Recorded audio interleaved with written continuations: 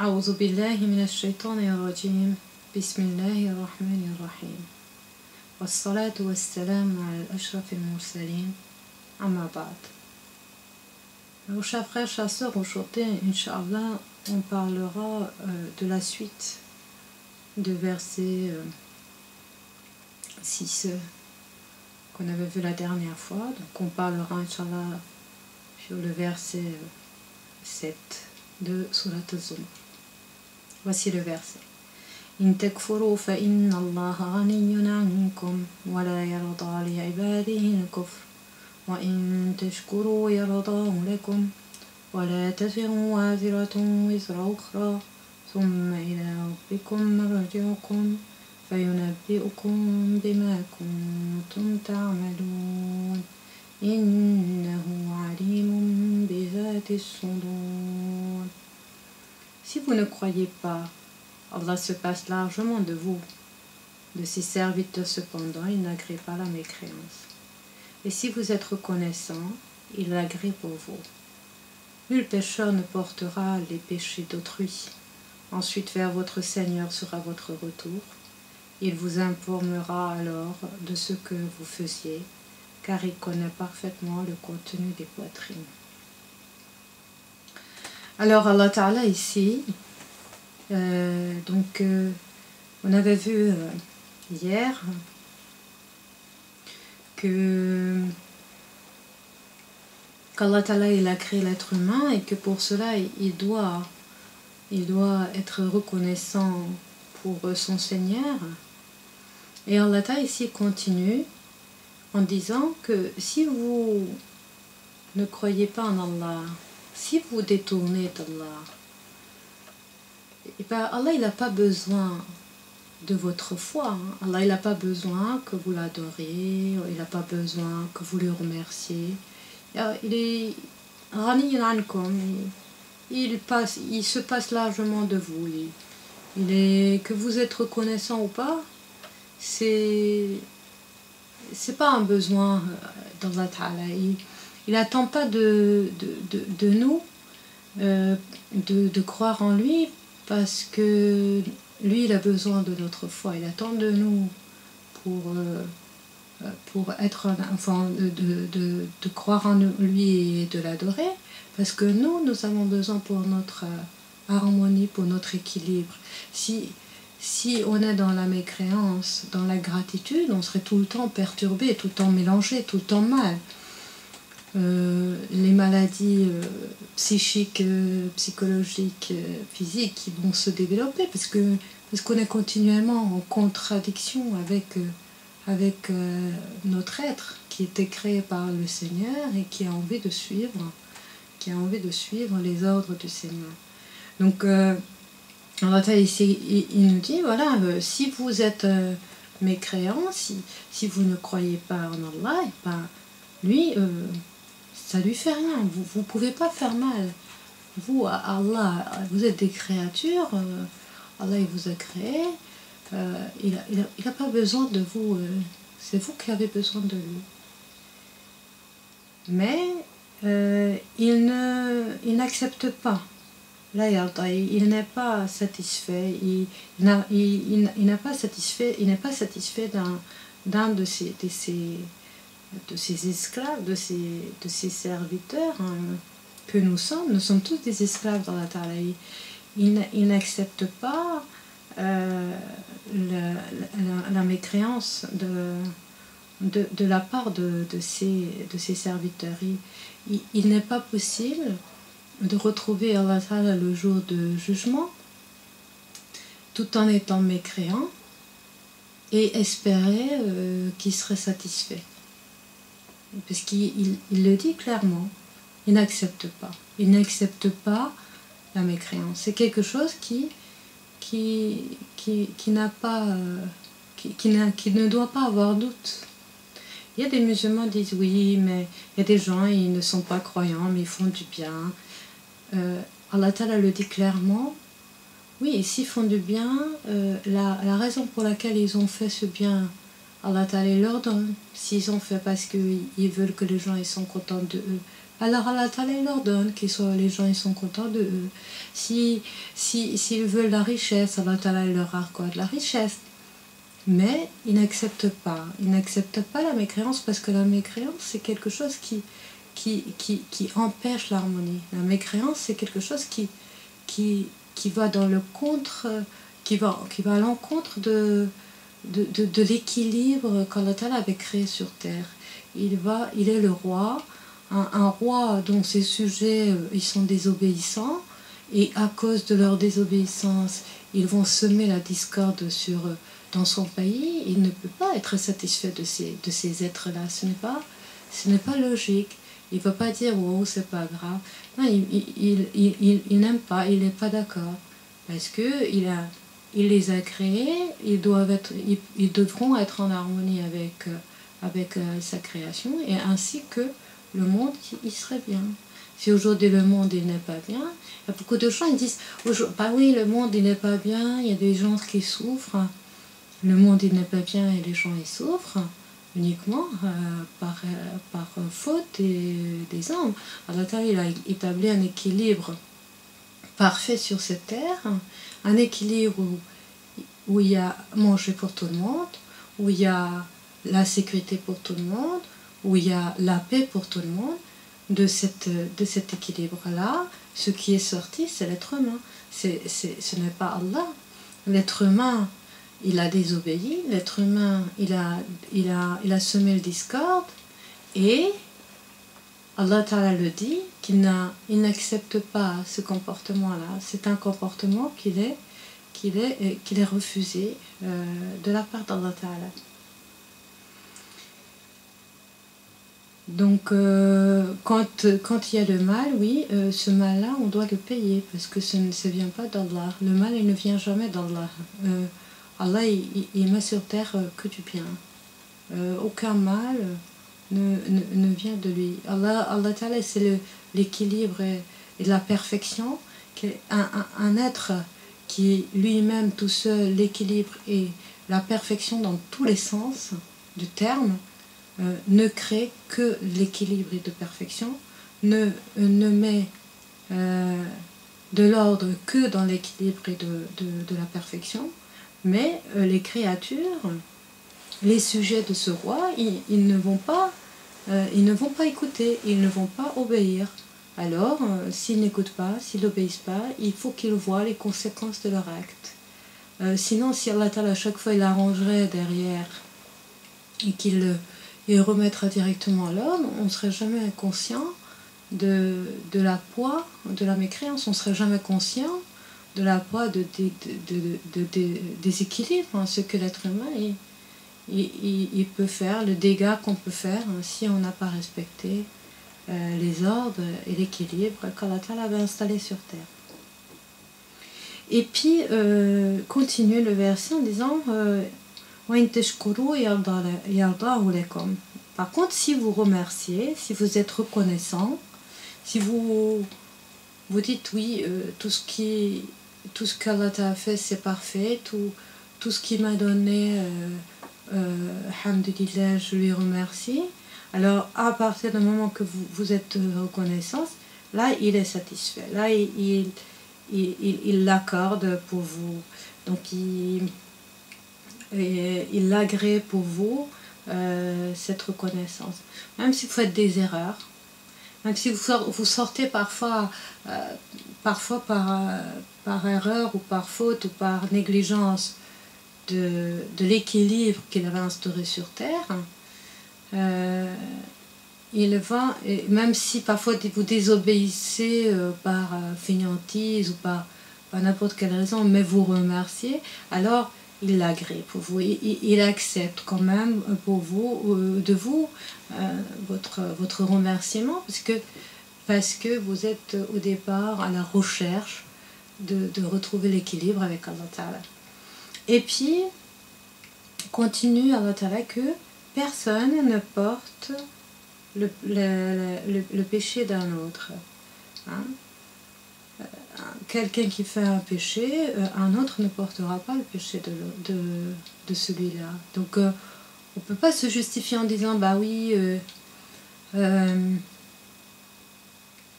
je fais du mal parce que quand j'étais enfant, on m'a fait du mal, alors moi aussi je suis devenue comme eux.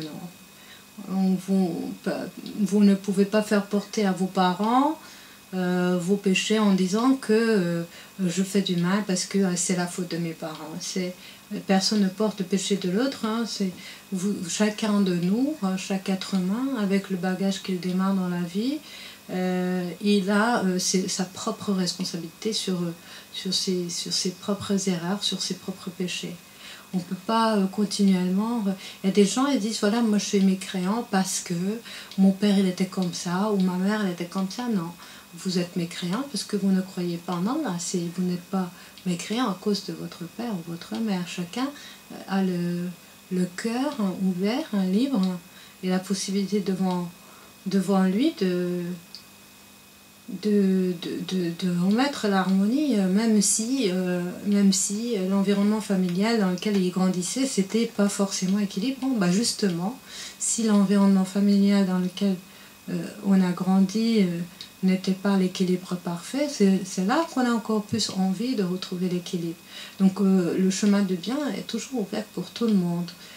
Et personne n'est accusé à cause d'un autre. Ou bien on va dire, ben oui, je triche parce que pas tout le monde triche dans ce pays. Eh ben, si tu triches, tu prends ton propre péché et c'est pas une excuse que tout le monde a triché. Tout le monde, chaque personne qui a triché va prendre son propre péché. Mais ne recherchons pas à se justifier par des autres. Hein. Ce n'est jamais la faute des autres si nous commettons des erreurs. Ce n'est jamais la faute des autres si nous faisons du mal. Hein. Ce n'est jamais la faute des autres si on fait des péchés, qu'Allah et qu'on se met en désaccord avec Allah Ta'ala. Alors, on voit, Allah Ta'ala nous raconte dans le Coran beaucoup d'exemples des personnes qui étaient les seuls ou très peu dans une société où tout le monde suivait le mal et qui, eux, ils refusaient ce mal-là. C'était pas forcément facile pour eux, effectivement. Il est vrai que dans un pays où tout le monde triche, il est plus difficile d'être toujours honnête et ne pas tricher, puisque le système de ce pays se base sur le mal. Mais la possibilité est toujours ouverte. Il est vrai qu'il va falloir plus de courage pour rester honnête. Et il est vrai qu'il va falloir plus de courage pour quelqu'un qui a vécu des difficultés dans son enfance et plus de travail pour retrouver l'équilibre. Mais c'est juste une question d'effort, quantité d'effort. Hein. Ce n'est pas un justificatif pour ces personnes-là.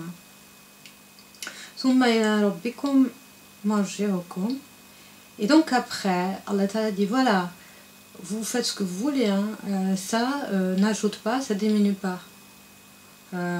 Pour Allah, vous croyez pas, vous croyez, vous remerciez pas, vous ne porterez pas le péché des autres, hein, chacun pour soi par rapport à ça, et puis vers votre Seigneur qu'il y aura le retour. Et quand vous retournez vers votre Seigneur, et ben à partir de là, vous aurez à rendre des comptes, parce que et il va vous informer de ce que vous avez fait. Tous vos actes, ils seront là devant vous. Vous serez informé de vos propres actes. Alors, c'est important à comprendre que nous oublions beaucoup de choses qu'on avait fait dans notre vie. On fait des choses... et puis après, on va pas forcément se rappeler, même ça nous arrive que certains membres de notre famille vont dire « Ah, tu te rappelles qu'on a fait ceci, qu'on a fait cela ?» et puis on n'a pas de souvenir. Donc notre souvenir est très limité. On oublie énormément d'événements. On va se rappeler des événements qui nous marquaient le plus, mais on ne va pas se rappeler tous les détails de notre vie, vraiment jusqu'aux plus petites parties, parce que sinon on n'arriverait pas à avancer. S'il y a tous ces souvenirs qui tourneraient continuellement dans notre tête, ils nous empêcheront d'avancer. Et comme dans cette vie-là, on est obligé d'avancer pour pouvoir arriver jusqu'à la fin de cette vie-là, et ben, les souvenirs, les trop grandes quantités de souvenirs, ils nous empêcheront de faire notre travail. Donc Allah Ta'ala, il nous fait oublier. Il nous fait oublier beaucoup de choses. Quand on n'est pas très proche d'Allah, on va oublier la plupart de nos péchés. Quand on s'approche d'Allah, on va quand même se rappeler à beaucoup de péchés, mais on va quand même oublier beaucoup de choses. Quand on s'approche d'Allah, on va plus oublier le bien qu'on a fait. On va plus... on fait pour Allah les choses, hein, on ne garde pas le souvenir, c'était fait. Et donc en fait, le jour de jugement, Allah Ta'ala, il nous informe. Et notre vie se déroule devant nous comme un film, avec tous ces détails. Et là, on va se rappeler, parce que notre souvenir va revenir, c'est un souvenir en réalité. Tout est gardé, hein, mais juste gardé au fond et ils ne ressortent pas. Mais il est intéressant, par exemple, de voir que quand on fait une méditation dans un état entre sommeil et réveil, on est capable de ressortir des souvenirs qu'on ne penserait pas que ça nous a marqué. On a oublié dans notre état conscient, mais dans cet état un peu entre le subconscient et le conscient, entre le sommeil et le réveil, on va pouvoir ressortir des souvenirs qui nous ont marqué plus. Donc il est totalement logique, hein, que ce sont des choses qui sont gardées à l'intérieur de nous, mais juste ils ne sont pas sur la surface pour qu'on puisse continuer notre chemin. Donc le jour de jugement, quand Allah Ta'ala nous informe, il va nous sortir ces informations-là, et évidemment ce serait clair, on se rappelle, on ne va pas dire « Ah non, ça c'est pas moi ». Non, on va totalement être capable, conscient que c'est tout est vrai, que c'est vraiment notre vie, c'est vraiment notre dossier là qui était sorti. Et donc Allah Ta'ala dit comment c'est possible que Allah Ta'ala il peut ressortir tout ça. C'est parce que parce qu'il sait ce qui sont dans les poitrines. Et là encore une information, c'est que cette vie-là qu'Allah Ta'ala il va nous informer le jour de jugement, elle n'est pas gardée dans le système cérébral. Cette vie-là, elle est gardée dans le mémoire du cœur, dans le mémoire sentimental, dans ce lien, donc les actes qui allaient en harmonie avec Allah, qui allaient en suivant l'ordre d'Allah, ou bien les événements ou le travail les actes qui allaient au contraire, au contraire de ce qu'Allah Ta'ala a voulu. Alors ça, c'est gardé dans le cœur. Et c'est pour cela que même la personne la plus méchante, elle sait quand elle commet un acte pas bien. Elle va pouvoir se justifier logiquement que je fais ça parce que. Mais le cœur, non, le cœur, il sait la vérité. Donc le cœur, il garde tout d'une manière juste. Le cerveau, il peut garder des excuses, il peut garder j'avais des conditions. Le cœur, non. Le cœur, il est sincère avec Allah, et donc il va garder en mémoire tout ce qui tout ce qui était tout ce qu'on avait fait sur cette terre, tout ce qu'on avait fait dans notre travail, dans notre vie terrestre, et il va pouvoir être ressorti parce que Allah Ta'ala, il sait parfaitement, il sait tout ce qui est dans notre cœur. Nous sommes parfois en doute.